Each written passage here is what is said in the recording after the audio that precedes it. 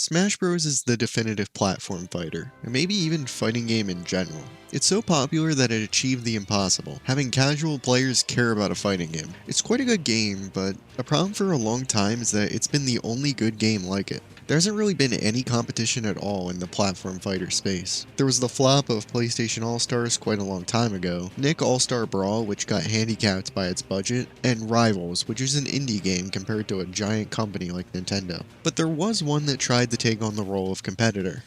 Multiversus. This game was a platform fighter that featured characters from various Warner Bros. Franchises. It launched on July 19th, 2022 to quite a large amount of success. From my personal experience, me and everyone I knew was playing this game and having a blast. But not even a year after it launched into beta, it's going into quote-unquote temporary shutdown. So what happened to this game? I mean, I can't answer it 100%, but I'm gonna try. And I also played it during its final days to try and get an answer for that as well. Before we start, I would appreciate it if you gave a like and subbed. It helps a lot to keep me from fading into obscurity like this game. Let's get into it. Okay, so I want to start with a general overview of my experience that I had in 2023. I wish I could lean into the clickbait and say this game was dead and falling apart by the seams, but to be honest, it was mostly normal. One main thing with fighting games past their primes is that most of the time you'll be fighting against either seasoned vets or completely fresh players. But this game still had a decent variety even in its final days. I played against super easy players, some people that I matched up really good against, and ones that completely stomped me. This surprised me, but not completely.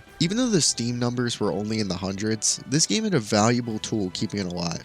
Crossplay. I feel like people look at Steam numbers for games with crossplay and forget that the consoles most likely have 2 to 3 times the number of players per console. The only trouble I had was finding some of the experimental modes that probably had little to no players. But for 2v2s and even for 1v1s, the matchmaking times were really short. But here's the important question. Was it fun? The answer is, I think so, yeah. I only played the game for about 2 hours before the online shutdown, but I played with 2 separate friends and a few randoms and had some good fun with all of them. While it doesn't have the initial rose-colored glasses of hype that it had before, it was still some solid fun to play it for a little bit here and there. It even made me kind of regret dropping it completely. Okay, so now that you saw how the game was right before it left us, hashtag gone too soon, there was a good number of aspects of this game that I liked. One of the most underrated features of this game was the rankings for each character. Depending on how well you played and how many matches you won, you could see what your ranking was with each character compared to everyone else who played them. This is something I don't think I've seen in any other game, let alone a fighting game in an official capacity. It was super fun back in this game's prime to grind with my friend as he played Finn and I played Raindog to even get 4 digits for our rankings. It was a really nice background thing to grind for. Another thing that really helped was the fact that this filled the void of every other console and platform not having Smash Bros. There's a lot of Nintendo games that I'd probably play more if I didn't have to play them on the Switch or another Nintendo console. Having a similar experience to the main appeal of me even owning a Switch, but I can easily play it on my PC and crossplay with friends, is a big plus. One really refreshing thing that I don't think I've ever seen in a fighting game was the game was designed for 2v2 play as opposed to 1v1. I like playing 1v1 in fighting games, don't get me wrong, but being able to call up a friend and have them tag along for a night of matches was something you couldn't really get in any other fighting game. It set it apart from everything else on the market, especially for casual play. My last positive is an unpopular one from the people I talk to, but I actually quite like the base gameplay of Multiversus. With Smash, it's definitely more slow, grounded, and easier to kill, which I think has its place. However, I did like the floaty gameplay of Multiversus where it was harder to kill people. I like being able to survive into the high 100% and still have a chance to come back with something. I also think the floatiness worked for the maps as well as it being 2v2. I know this is quite an unpopular opinion, but hey, this is my video, I get to have at least one cringe take. Now, because I'm a YouTuber, I can't be too nice, so time to go into hater mode for the things that I didn't like about the game. The first and most obvious is that the updates to this game were just strange. It started off strong with updates like LeBron and the start of Season 1, but it quickly went downhill. There weren't characters people cared about being added anymore, features that were desperately needed weren't being added, and updates just got slower and slower. It got to the point where there was no updates for months until the announcement that the game would just shut down. The worst one for me was the extreme grind for everything. I get that it's a free-to-play game and all, but you have to throw your players a bone sometimes, especially with something like a platform fighter. As a free player, the grind to unlock characters was atrocious. Other than your daily challenges and stuff in the battle pass, getting gold was insanely difficult. At the end of matches, I would get around 10 gold. How much did you need for a character?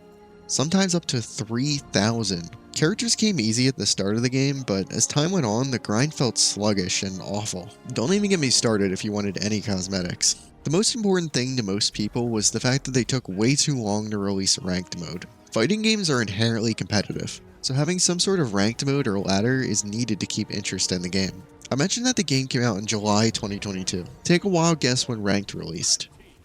February 2023. For 8 months, there was no grind to the game other than the battle pass and the horrible gold system. It's not surprising why a ton of people dropped it during season 1. Ranked came out in season 2. Now for the juicy part of the video, the speculation of why this game shut down. The real answer may never be fully known, but we can at least assume a lot of the factors that did contribute to Multiversus' downfall. Before I get into them, leave a like, pretty please. The first is pretty obvious, the lack of content. When this game came out, it actually had a good bit of meat on the bones and got pretty consistent and regular updates for the first few weeks. They were also updates people cared about, like LeBron and Rick and Morty. The pace of these was inevitably going to fall off, but when they did, people did as well. It certainly didn't help that the content they were releasing didn't draw people in. Like I mentioned earlier, the ranked mode took way too long to release, and the characters they started to release like Black Adam and the Gremlins weren't too interesting to most people. I'm not as invested into Multiversus as I was in the start, but from places like Reddit who played the game a lot more than I did, the balancing seemed to not be in a good place. Characters like Superman, Morty, and Jake were making the game unfun, and I can at least attest to Superman and Jake when I played back in the day. Server issues definitely didn't help either. I know Smash has notoriously bad online, but it has that as one of its only flaws to deal with.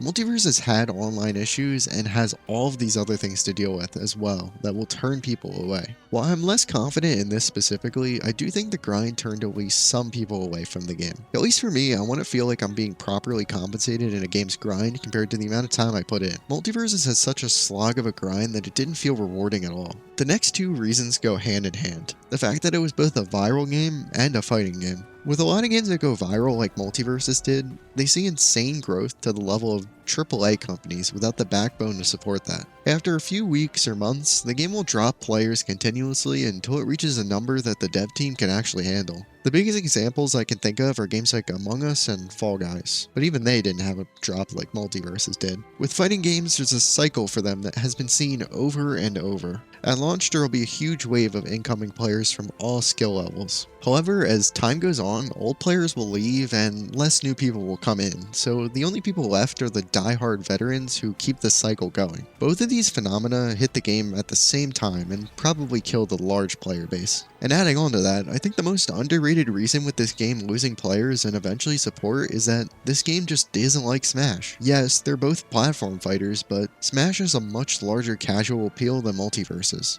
Smash has things like items, 8-player matches, single-player content, and final smashes that draw in casual players that Multiversus just doesn't have. And the most obvious reason everyone seems to be ignoring is the WB and Discovery merger. This was a big deal for everything in Warner Brothers and most likely includes games as well. To act like this hasn't affected Multiversus at all would be silly. It's probably also the main reason the game is shutting down until relaunch. There's been a ton of controversy over the cost-cutting of WB Discovery, and it wouldn't be surprising if this was seen as another cost-cutting measure, even if the servers cost little to nothing. They're just that much of penny pitchers. Okay, so all this leads to one question. With the game set to make a return in early 2024, will it make a comeback? I'm not for the future, so I can't give a completely accurate answer, but I think the chances of a comeback are pretty high. I don't think that comeback will be anywhere near how it was at launch though. I think the small chance it does get there really depends on WB. If they allow the dev team the proper time to work on the flaws of the game and make a polished product on release, then we could have a second win coming. If WB pulls a WB, then there might be trouble. Despite that, I think Multiversus has a solid enough core to at least keep a player base, even in its worst case scenario. So yeah,